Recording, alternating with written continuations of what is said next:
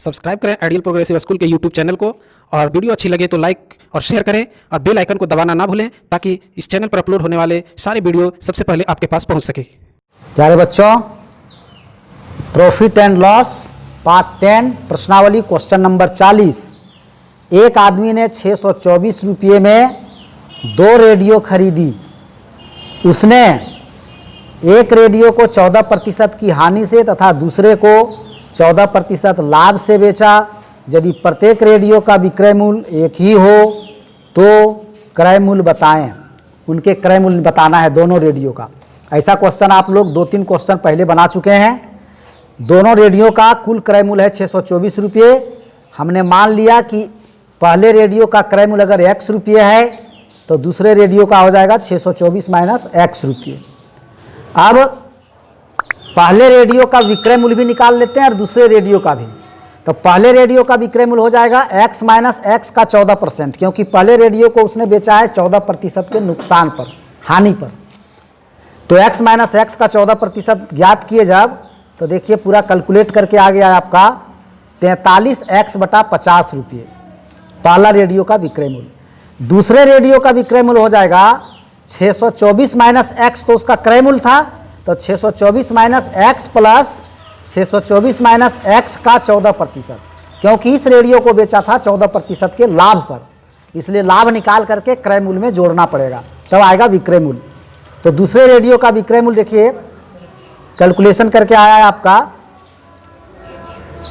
दूसरे रेडियो का आ गया इतना 35,568 माइनस 43x बटा 50 रुपये, इतना रुपये आ गया दूसरे रेडियो का विक्रय मूल्य। अब क्या बोला है कि दोनों रेडियो का विक्रय मूल्य बराबर है, तो दोनों रेडियो का विक्रय मूल्य बराबर हो गया। 43x नहीं होगा, यहाँ पर ये हुआ 624 माइनस x बटा 1 और 4368 माइनस 7x बटा 50। अब इसको भिन्न का जोड़ किए तो देखिए इस तरह से आया। अब यहाँ 31,200 और 4,368 को जोड़ेंगे तो आएगा 35,568, वो प्लस में ही आएगा। और 50x और 7x को जोड़ेंगे, माइनस में है दोनों, तो आ जाएगा आपका माइनस 57x। माइनस 50x और माइनस 7x को जब जोड़ते हैं तो माइनस 57x आता है। तो इतना रुपये हो गया इसका विक्रय मूल्य। अब प्रश्न से दोनों का विक्रय मूल्य बराबर है, पहला का विक्रय मूल्य इतना है, दूसरे का इतना आ रहा है, तो दोनों बराबर है। दोनों को बराबर करके लिख दिए। फिर इसको हल कर रहे हैं तो 43x को अगर 50 से गुना करते हैं आप, 43x को 50 से गुना करते हैं तो आपका आएगा 2150x। क्रॉस मल्टीप्लिकेशन कर रहे हैं, 43x को 50x तो 2150x, और इसको गुना करते हैं 50 से तो देखिए इतना आता है, और 57x को करेंगे तो यहाँ आ जाएगा 2850। ये 2850 होगा, इतना माइनस 2850x। अब x वाला को एक तरफ लाएंगे, ठीक है, तो 2850 और 2150 दोनों को जोड़ते हैं तो 2850x प्लस 2150x बराबर ये वाला 17,78,400, ठीक है। अब दोनों को जोड़े तो आया 5,000x बराबर 17,78,400, इसलिए x बराबर 17,78,400 बटे 5,000। तो 2 जीरो से 2 जीरो काट दिए। अब ऊपर में बच गया 17,884 और नीचे में बच गया 50। ये नहीं कट रहा है, इसको भाग दिए तो आ गया 355.68 रुपये। 355.68 रुपये ये एक्स का वैल्यू निकला, जो कि पहला रेडियो का क्रय मूल्य है ये, ठीक है। तो पहले रेडियो का क्रय मूल्य हो जाएगा x रुपये यानी 355.68 रुपये, और दूसरे रेडियो का क्रय मूल्य हो जाएगा 624 माइनस 355.68 यानी 288.32 रुपये, क्योंकि दोनों मिला के 624, उसमें से एक का इतना निकला तो दूसरे का माइनस कर देंगे, वो निकल जाएगा। तो ये दोनों आंसर हो गया। क्वेश्चन नंबर 41, एक व्यापारी माल खरीदने में 20% और बेचने में भी 20% की बेईमानी करता है तो उनका लाभ प्रतिशत में बताएं। ठीक है, एक व्यापारी है जो माल जब खरीदने जाता है तो वहाँ 20% का बेईमानी कर लेता है खरीदने वाला से, जिससे वो खरीदता है उससे। ठीक है, जहाँ खरीदने जाता है दुकान में 20% का बेईमानी कर लेता है, यानी वो 100 रुपये में 120 रुपये का माल खरीद लेता है। पैसा देता है 100 और माल कितना खरीद लेता है 120 का। ठीक है, तो 20% का बेईमानी वहाँ हो गया। यहाँ लिखे हैं कि चूंकि व्यापारी माल खरीदने में 20% की बेईमानी करता है तो इसलिए वो क्या करता है 100 रुपये में 100 + 100 का 20% अर्थात 120 रुपये का माल खरीद लेता है। रुपया देता है 100 और सामान खरीद लेता है 120 का, तब नहीं हुआ 20% का बेईमानी। ठीक है, पहले तो वहां वो रुपया कितना लगाया, वो घर से 100 और माल कितना का खरीद के लाया 120 का, 20% का बेईमानी हो गया। फिर वो क्या करता है, पुनः व्यापारी बेचने में भी 20% की बेईमानी करता है। बेचने में कितना का बेईमानी करता है 20% का। इसका मतलब 100 रुपया का माल उसको देता है 120 रुपया में, नहीं, बेचने में भी वो 20% का बेईमानी कर लेता। तो बेचने में 20% का बेईमानी करता है, इसका मतलब क्या करता है, वह 100 रुपये की माल 100 + 100 का 20% मतलब 120 रुपया में बेचता है।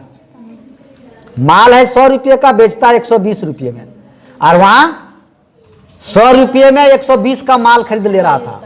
रुपया लगाया वो 100 रुपया, लेकिन माल खरीद के लाया 120 का। ठीक है, अब यहाँ बेचने के समय 100 रुपया का माल ही 120 रुपया में बेच रहा है, तो 120 रुपये का कितना में बेचेगा, क्योंकि उसके पास 120 रुपये का ना सामान है। सामान उसके पास कितना का है 120 रुपये का, हालांकि पैसा लगाया 100 रुपये, लेकिन माल लाया खरीद के 120 का।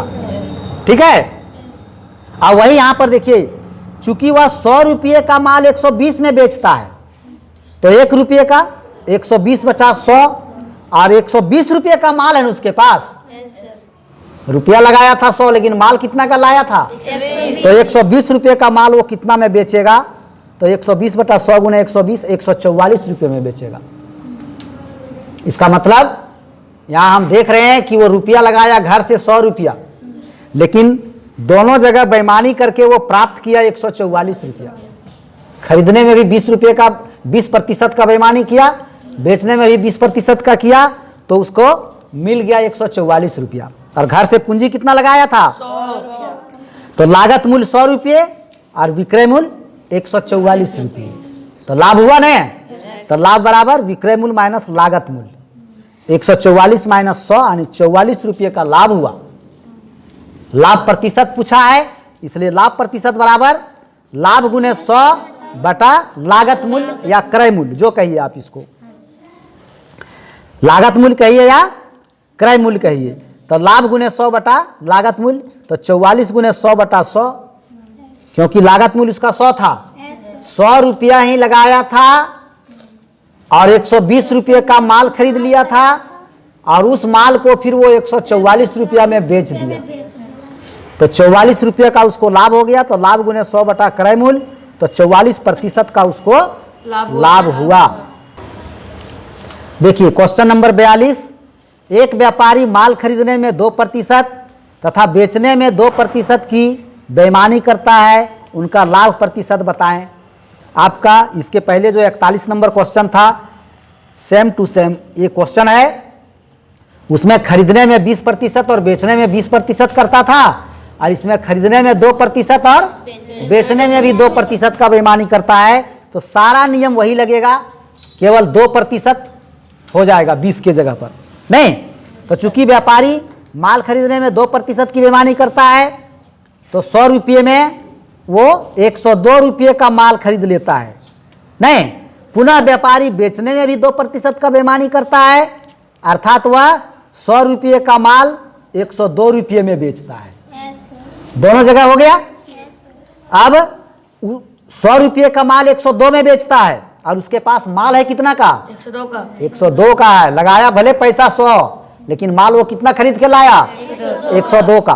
तो 100 रुपये का माल 102 में, इसलिए 1 रुपये का, इसलिए 102 रुपये का। तो 102 रुपये का माल वो देखो इतना में बेचा। यहाँ काट कूट के आ गया आपका 2601/25 रुपया। इसको दशमलव में चेंज किए तो 104.04 रुपये, 104.04 रुपये में वो बेचा और पूंजी लगाया था 100 रुपया। ठीक है। तो यहाँ हो गया आपका लागत मूल्य 100 रुपया और विक्रय मूल्य 104.04 रुपये। तो लाभ हो गया विक्रय मूल्य माइनस लागत मूल्य 4.04 रुपये लाभ हो गया। ठीक। तो प्रतिशत लाभ हो गया, लाभ गुने 100 बटा लागत मूल्य। इसी तरह से हो गया 4.04 गुने 100 बटा 100, 100 कट गया तो 4.04% वो लाभ कमा गया। 43, पोल्ट्री फार्म से एक व्यक्ति 200 अंडे खरीदता है। उसे लाने में 38 अंडे टूट जाते हैं। उसने शेष अंडे 4.80 रुपये प्रति दर्जन की दर से बेचा। यदि उसे कुल अंडों पर 8% लाभ हो तो उसकी लागत ज्ञात कीजिए। यहाँ बात हुआ है किस बात का? कि एक व्यक्ति पोल्ट्री फार्म से 200 अंडे खरीद के लाया। किस रेट से खरीदा ये पता नहीं है। ठीक है। लेकिन इतना पता है कि 200 अंडे लाने में, दुकान तक लाने में उसका 38 अंडे टूट गए। तो 38 अंडे तो कोई खरीदेगा नहीं। तो शेष अंडे को वह 4.80 रुपये प्रति दर्जन की दर से बेचा। दर्जन मतलब 12 अंडे का एक दर्जन होता है। तो 4.80 रुपये में 12 अंडे बेचा तो 162 अंडे जो उसका शेष बचा वो कितने में बेचा, वो विक्रय मूल्य निकाल लेंगे। उसके बाद लाभ प्रतिशत तो दिया हुआ है, फिर क्रय मूल्य निकालना है। तो सबसे पहले हम लोग शेष अंडे निकाल लेंगे। भले वो 200 अंडे खरीदा, लेकिन उसके पास बचा कितना? 200 में 38 अंडे टूट गए तो 162 अंडे शेष बचे। अब उतना ही अंडे वो बेचेगा। ठीक है। और विक्रय मूल्य आपका दिया हुआ है, लेकिन दर्जन के रेट से दिया हुआ है। 12 अंडों का विक्रय मूल्य 4.80 रुपये। कैसे जाने 12 अंडों का? क्योंकि लिखा है एक दर्जन का। ठीक है। तो 12 अंडों का 4.80 है। तो हम इसी पर निकाल लिए हैं। यहाँ पर यहाँ छूट रहा था, थोड़ा जगह कम पड़ रहा है, देख लीजिए। शेष अंडे निकाल लिए 162। उसके बाद एक अंडा का विक्रय मूल्य निकाल लिए। एक अंडा का विक्रय मूल्य हो जाएगा 4.80 भाग 12, क्योंकि 12 अंडों का है 4.80। तो एक अंडे का निकालने के लिए भाग देना पड़ेगा, तो आएगा 0.4 रुपये। एक अंडे का विक्रय मूल्य हो जाएगा 0.4 रुपये। इसलिए 162 अंडों का विक्रय मूल्य बराबर 162 गुने 0.40 यानी 64.8 रुपये। 64.8 रुपये उसका विक्रय मूल्य हो गया। और लाभ प्रतिशत दिया हुआ है 8%। मतलब 162 अंडों को वो 64.80 रुपये में बेचकर 8% का लाभ कमाया। तो उसका क्रय मूल्य क्या था, यानी लागत मूल्य क्या था? कुल अंडों का। ठीक। तो क्रय मूल्य बराबर होता है, सूत्र है देखिए, क्रय मूल्य जब विक्रय मूल्य दिया हुआ हो और लाभ प्रतिशत दिया हुआ हो तो क्रय मूल्य बराबर होता है विक्रय मूल्य गुने 100 बटा 100 प्लस लाभ प्रतिशत। तो इसी पर बैठाए। ठीक है। विक्रय मूल्य गुने 100, तो विक्रय मूल्य 64.8 गुने 100 बटा 100 प्लस लाभ प्रतिशत मतलब 8% ने था, तो बैठा दिए। अब देखिए यहाँ 64.8 गुने 100 बटा 100 और 8 को जोड़े तो 108। ठीक है। अब 64.8 को गुना किए 100 से, तब आ गया 6480। ठीक। बटा 108। अब 6480 बटा 108 को जब काटेंगे आप तो 108 से ये 60 बार में कट जाएगा। 108 को 60 से गुना करोगे तो आ जाएगा 6480। तो 60 बार में कट गया, यानी इसका क्रय मूल्य कितना हो गया? 60 रुपये। इसका मतलब वो 200 अंडों को 60 रुपये में खरीदा था और 64.8 रुपये में बेचा, तब उसको हुआ 8% का लाभ। तो 60 रुपये इसका आंसर होगा। क्रय मूल्य ही पूछा गया था। और इसी के साथ आपका आज का वीडियो यहीं तक। धन्यवाद।